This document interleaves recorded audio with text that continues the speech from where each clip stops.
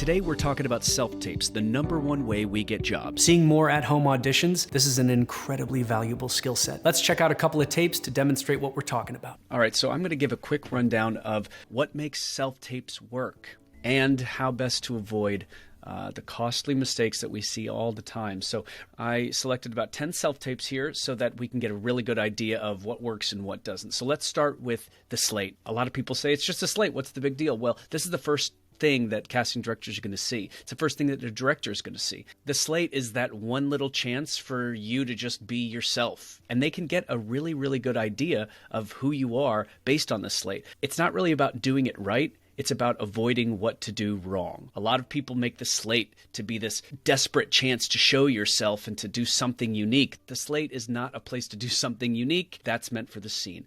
This is just for you to be yourself. So let's take a listen. I'm just going to give you a couple of do's and don'ts here. Hi there, I'm Tommy Beardmore, 5'9", from New York City. Really simple. Now, how can we screw that up? Well, let me show you. I'll give you an example. Here's how not to slate. Here's one from years ago. Look how everything is so overexposed. It's all just so washed out. Not only that, but the slate and its delivery has a lot of ego to it, frankly. Hey, I'm Tommy Beardmore from New York City. My proficiency is skill in firearms, military training, and horseback riding. I'd say out of 10, solid 9. Ugh, like ego. Does anyone want to bring him onto set? Yeah, I don't know what I was thinking for this slate, but I don't blame them for not calling me in. It's almost overly confident. So, this is an example of throwing yourself into the slate. It's like nobody wants to see unnecessary and desperate attempts to be noticed. All you need is your name, your height, where you're from, and a little smile. Just keep it simple. We see this is crisp, clear.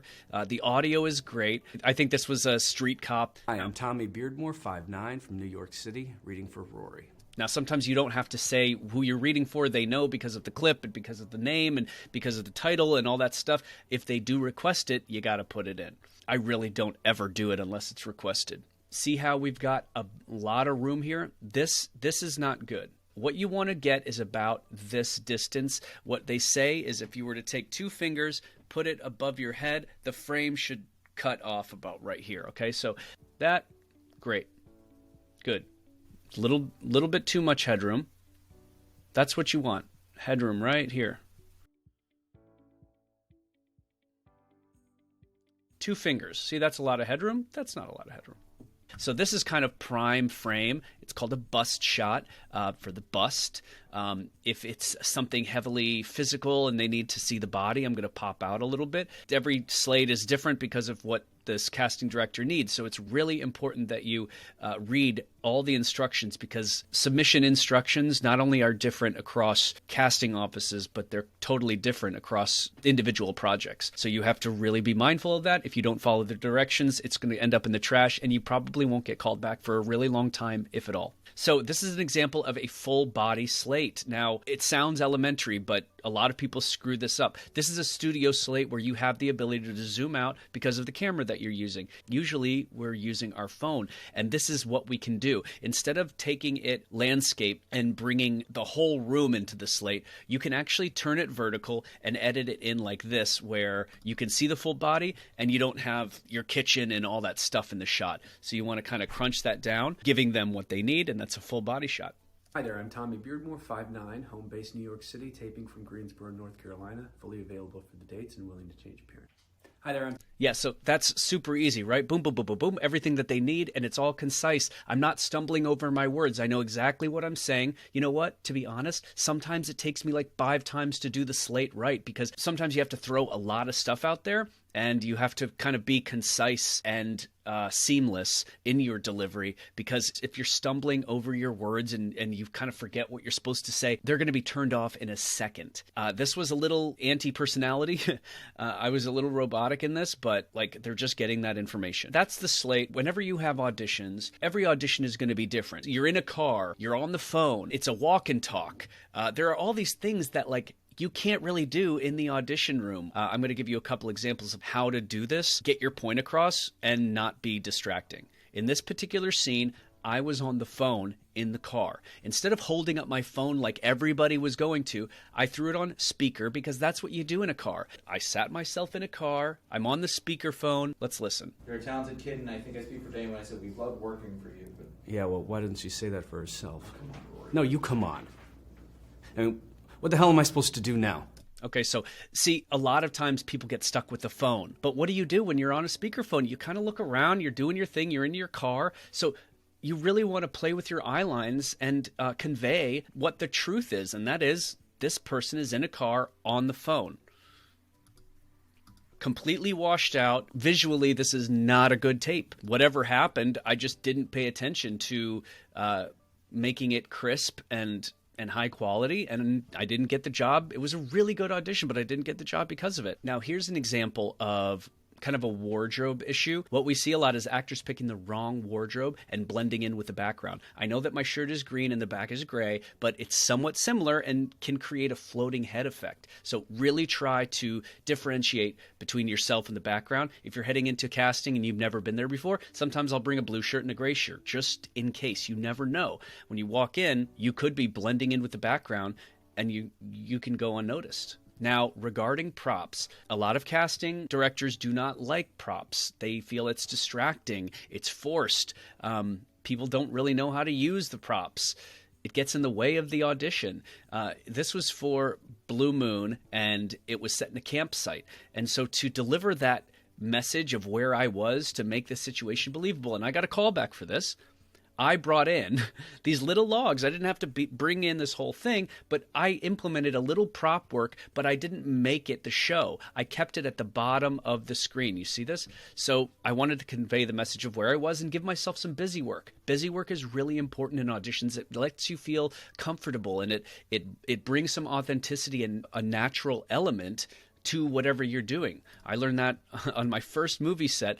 Fred Williamson said, "Give me something to do, give me something to do." And I said, "Why?" And he goes, "When you have something to do, it makes the scene more real." As far as guns, you're going out for, say, a cop show and you've got to pull out a gun. A lot of actors put their gun up here. Well, you can't see my face. You've got this absolutely irrelevant object in front of the most important thing, you. So I keep the gun low. I keep it down here. My body position already suggests that I've got a gun. I don't need to show it. And you know what? I don't need to bring a gun. My God. No. What I do is I put my hand here. I put my other hand here. I stretch out my arm, and you keep it down. What I do is busy work. I implement busy work. See how I put this gun in the back of my pocket? And that's what all cops do is when they get the guy, they're ready to handcuff him, gun goes in the pocket, right? If you're going out for cop roles, you need to shadow a cop. You need to know how cops roll, how firefighters roll. How does a nurse react? How does a bus driver open the door? As actors, we have to observe and mimic. Police! Don't shoot! Fucking A. Let's get him. Search the property. Okay, and I stay within the frame. Subtle movements, small, small, small. Keep it simple. Less is more. Now, this is an example of taking in the room and getting your eye lines. You know, you have one thing that you're doing over here, and in order to create some sort of engagement and kind of paint the room, what I like to do is I like to split the room. I've got a reader here, and I've got other stuff going on here. In this particular scene, someone pops out and kind of surprises me. So what I did was I thought, well, I'm going to kind of hang out over here, and in that surprise, I'll turn and have the other part of the world be painted. Dude, what if we found a body out here? Occupied. And then I leave the other way because I'm splitting the world, you know? It's really important to map out where things are. The reader, maybe there are other characters that aren't as involved in the scene. I put them on the other side of the camera. If we're talking about a dog or a cornfield or whatever, I put that on the other side. And what happens is, because I've kind of painted the room, my eye lines are varied and different. So the piece in its entirety is very diverse in the plane, the X and Y axis of where things are. And I only say that because this is an audition. We are limited to the confines of this rectangle. There's only so much you can do. how do you take that into your control? You paint the world. You don't want to give a profile. They don't like seeing your profile. They don't need to see your profile. We need to see eyes. We need to see the face. Sometimes I will, in an effort to create depth, I'll turn my body left or right. If I do a couple scenes, sometimes I'll vary it, one and then the other. What that does is it creates a little depth. Instead of facing the camera where really it's just a person and there's really no dimension, this adds a little bit of depth. We can add depth in different ways, the way that we place our body and our wardrobe. Sweaters and a scarf, and creating layers adds a little bit of something to the piece. Here's an example of a strong ring light. Look at my eyes.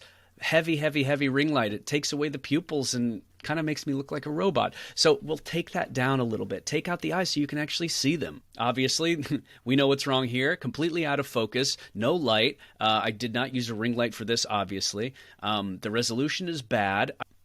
I hope A lot of echo. I didn't have a microphone. I was not disturbing you. Not at all. Here's what a self-tape should look like. 20 pages. Okay. Everything's clear. I've split the world. Background is bare. It's not distracting. I'm reacting. Sometimes the best acting is reacting. In auditions, if you do this one thing, you will set yourself apart. No actors are listening to the other person. All they're doing is thinking about their line, always. So if you listen to what that reader is saying and you have some sort of acknowledgement of whatever they said, whether it's a look, whether it's a laugh, whether it's just simply taking it in, you're already miles ahead of 90% of those actors, because all they're focused on is their line, acting, not reacting. But as a good actor, you have the ability to replicate authenticity within your limited means. One of those examples is in a kissing scene. Like you think of your cat.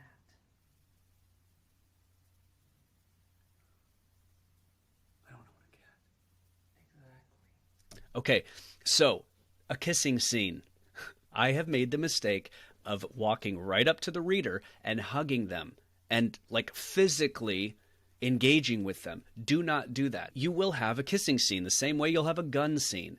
In kissing scenes, you do not have to kiss, and you don't have to not kiss. What you do have to do is experience it in some way. Close your eyes and smile, and that's good enough. You do not have to mimic kissing. No, that will take from the whole audition. You experience the kiss. Go. Why are you escorting me to the... This one was for NBC. We're letting you go This is because we don't have extremely enough soap evidence to opera-y. charge you with I murder don't know. because I don't know what happened here, but it's very glossy, it's out of focus. My then fiance sent me the video through her Android. I took it into iMovie, and it got screwed up that way. So you have to pay attention. There are certain settings. In the course, you're going to see the iPhone settings and the Android settings that will help your auditions, because you have to have specific settings on that phone in order for it to be as effective as possible. There was a recent situation with iPhones where it was automatically set to a specific setting, and actors were sending in their submissions with their audio like 2 seconds off from the video. And that means that obviously no one was going to get those jobs because the audio was just completely off. So those tapes just went right to the bin, unfortunately. So pay attention. We've got smartphone updates and kind of hacks to make your self-tapes from phones the highest quality. Here's an example of overexposure and what you can do to fix it. This really wouldn't be a huge deal, but I know that I can fix this and take it down, and I did so in this next clip. See the difference here? It's really hot, really white. What the fuck? Then I took it down. We've added depth. We've added shadow. Eyes are a little darker. It's a little more cinematic. Boom. Boom. See the difference? How do you do that? You pop up to this guy and you make your adjustments. Tiny, tiny adjustments. Usually they're about right here. Do not do too much, okay? So what I'm going to do is take that down a little bit, brighten that up. And especially for auditioning for films, you know, depth and shadow adds an effect. While we're talking about props, you usually don't want to implement like the drinking and all that stuff. Sometimes it's okay when appropriate. In this particular scene, there was a specific action that has to do with the narrative of the scene, and it had to do with drinking. And so I brought a can and implemented that, and I added a little bit of, it is kind of busy work. Mighty Amanda. Thanks for all your dare and do the other day. A guy from that company has been trying to contact me. What company? Security One. Okay, so it's not distracting. It's there and it's out. I did it at first so that we could establish it, and then it's out. And then at the end, I brought it back in. I want to think on him, his current state, then revisit the matter. Adds a little bit of authenticity, right? Still got those drones in your car? Let's listen to the volume changes. Hi there, I'm Tommy Beardmore, 5 from New York City, reading for Rory. Beardmore, 5'9", and I'm from New York City. This is going to be quieter because I'm farther from the camera. You got to pump up the volume. The only reason you can hear me is because of this boom here. You got to be cognizant of your audio, where you are. And while we're on the subject, your reader, if you're using a smartphone without a mic, if your reader is next to the phone, which they are, they're going to be louder than you. If you have a reader and you're not using an external microphone like a lav or a directional mic, ask them to step back a bit, just so there's not a huge difference of the volume between the actor and the reader. If you're unsure how to create a self-tape, we have a video course just for that can help guide you through it. It's another important step as you put together your brand and your business. Good luck.